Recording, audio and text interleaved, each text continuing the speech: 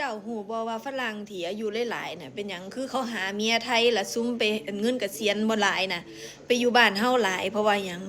เพราะว่าค่าเงินของเขามันแพงกว่าบ้านเฮาพอไปอยู่บ้านเฮาแล้วเขาสามารถใช้ชีวิตที่ดีได้และอีกอย่างหนึ่งผู้หญิงไทยบางคนน่ะเขาให้แค่เดือนละหมื่นก็ดูแลเขาอย่างดีข้อยสิบอกให้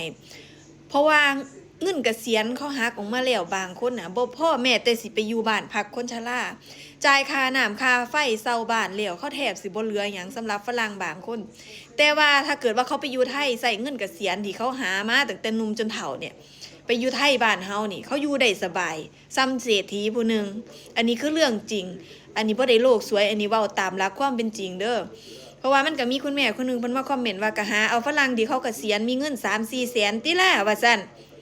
คุณแม่มันหายากได้อันซุ่มเกษียณ 3-4 แสนน่ะแต่ซุ่มยังเฮ็ดงานงกๆอยู่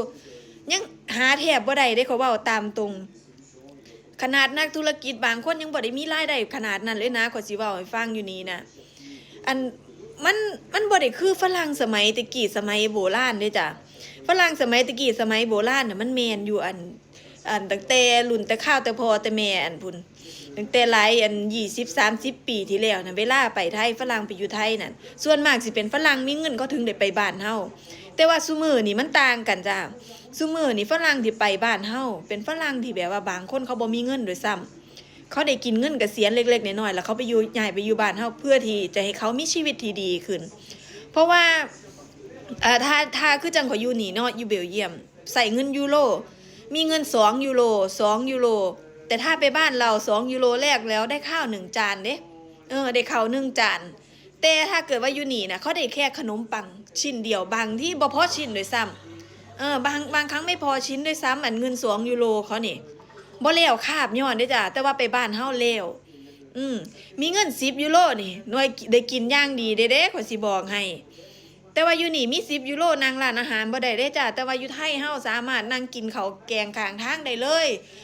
กินอย่างสบายพร้อมเลยอย่างนึงผู้หญิงไทยเฮาเป็นคนใจดีดูแลปฏิบัติทัดถากผัวดีถ้าเป็นฝรั่งน้ำกันบ่มีเงินบางคนมันบ่เอาด้วยซ้ำอันนี้คือเรื่องจริงฝรั่งเขาแห่งเลือกคักกว่าเฮาแล้วบัดนี้ฝรั่งบางคนนะเขารวยเขาเอาซุ่มรวยน้ำกันหน่อยนักหน่อยนะสิหลุดรอดออกมาแต่ถามว่ามันมีบ่ฝรั่งที่คนเขารวยแล้วเขาได้เมียไทยน่ะมันก็มีค่ะแต่ว่าวาสนาเฮามันสิคือเขาบ่ล่ะ